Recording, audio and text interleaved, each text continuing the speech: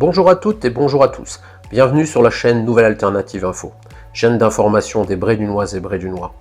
Premier dossier info, le projet éolien, tout de suite après ça.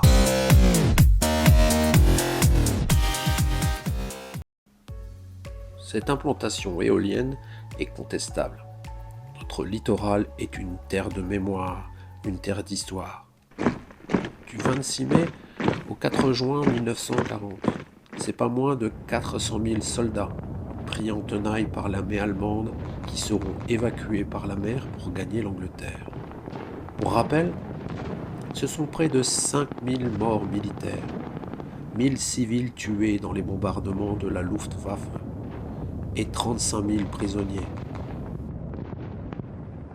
Mais surtout, grande victoire, c'est 340 000 soldats évacués. Ces 9 jours, longtemps vécus comme une défaite, sont aujourd'hui considérés comme un miracle, un des moments essentiels de la Seconde Guerre mondiale, un moment qui a facilité les contre-offensives suivantes grâce aux rescapés. Alors, comment ne pas reconnaître à notre littoral sa valeur historique, lui reconnaître qu'il est une terre d'histoire et de mémoire.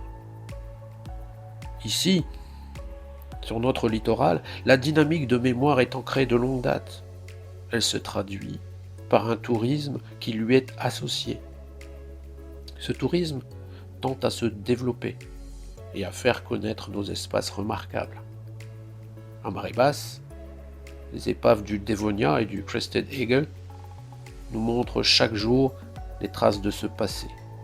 Mais c'est aussi la batterie de côte qu'il faut mentionner, le fort des Dunes à Lefrancouc, le Little Ship Princesse Elisabeth et le musée 1940 à Dunkerque.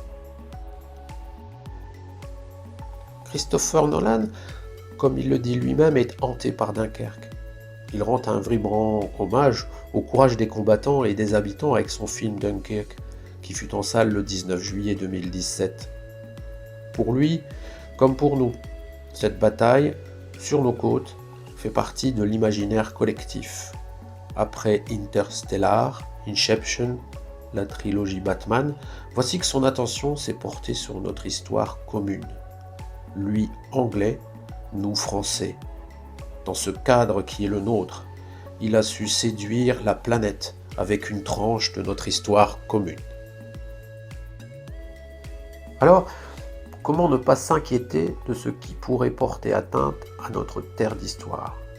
N'y aurait-il pas intérêt à déclarer notre trait de côte inviolable en récompense du rôle qu'il a joué comme les plages normandes du débarquement? Vous comprendrez, cette allusion aux plages normandes n'est pas innocente.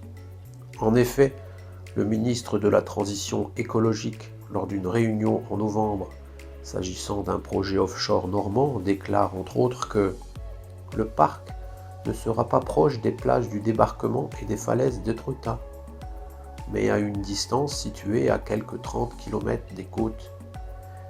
Il évoque également le caractère intouchable de ces zones. Les critères terre d'histoire et patrimoine naturel exceptionnel du littoral font donc bien partie des critères retenus pour écarter l'implantation. Alors, pour nous, que faut-il comprendre ?